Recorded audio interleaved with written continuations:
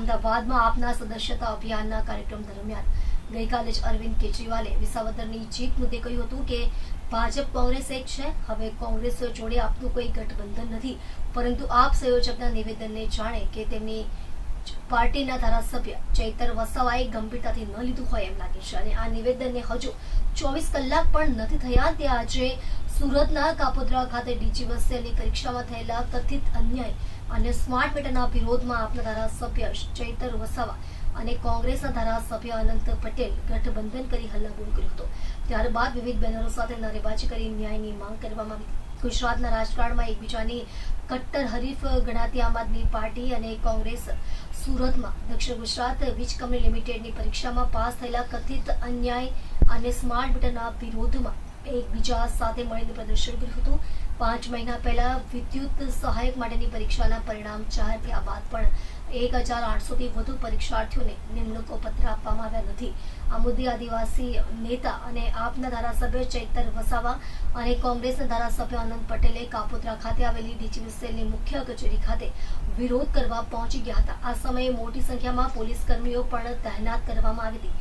વિરોધ પ્રદર્શન દરમિયાન બંને નેતાએ આક્ષેપ કર્યો છે કે આ ભરતી પ્રક્રિયા માટે દિલ્હીની એક કોન્ટ્રાક્ટ કંપનીને કોન્ટ્રાક્ટ આપવામાં આવ્યો છે અને અન્ય લોકોની ભરતી પ્રક્રિયા ચાલી રહી છે. આ ભરતી પ્રક્રિયામાં પાસ થનારા મોટા ભાગના પરીક્ષાર્થીઓ દક્ષિણ ગુજરાતના 6 જિલ્લાના આદિવાસી સમાજના યુવાનો છે. આ જ કારણ છે કે કોંગ્રેસના ધારાસભ્ય અનંત પટેલ અને આમ આદમી પાર્ટીના ધારાસભ્ય ચૈતર વસાવા આ મુદ્દે સુરત ખાતે એક સમયે અને એક સાથે એકત્ર થઈ વિરોધ પ્રદર્શન કર્યું હતું. આદિવાસી નેતાઓએ માત્ર ભરતી પ્રક્રિયા જ નહીં પરંતુ સ્માર્ટ મીટર પ્રોજેક્ટને લઈને પણ વિરોધ નોંધાવ્યો છે.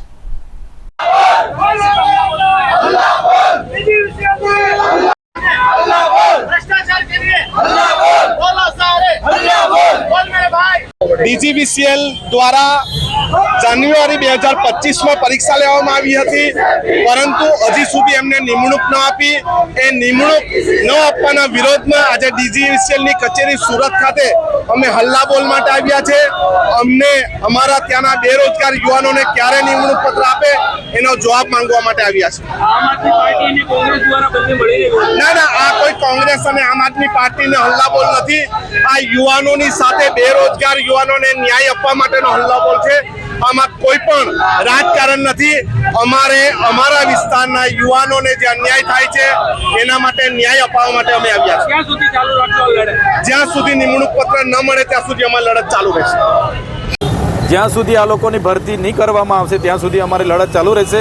આજે તો અમે ઉમેદવારોને જ આહવાન કર્યું છે, આવનારા દિવસો દિન 10 પછી જો નિર્ણય નહીં લેવામાં આવશે 6 જિલ્લાના લોકોને પણ આહવાન કરીશું અને હજારોની સંખ્યામાં આ કચેરીનો અમે ઘેરાવો કરીશું. શું લાગે છે શા માટે નહીં ભરતી કરવામાં આવી છે? એમના કેટલાક લાગતા વળગતા ટેન્ડરો લાગતા વળગતા માણસોને આપેલા છે મેન પાવર પૂરો કરવા માટે.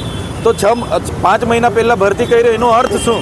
લોકો ધારાધોરણમાં પાસ થયેલા છે એમની સાથે અન્યાય કેમ? ત્યારે ચોક્કસપણે અમે કહીએ છીએ જો ડીજીવીસીએલ દિન 10માં નિર્ણય નહીં લે, દિન 15 પછી 6 જિલ્લાના હજારો લોકો સાથે અહીંયા મોટું આંદોલન થશે. Okay sir.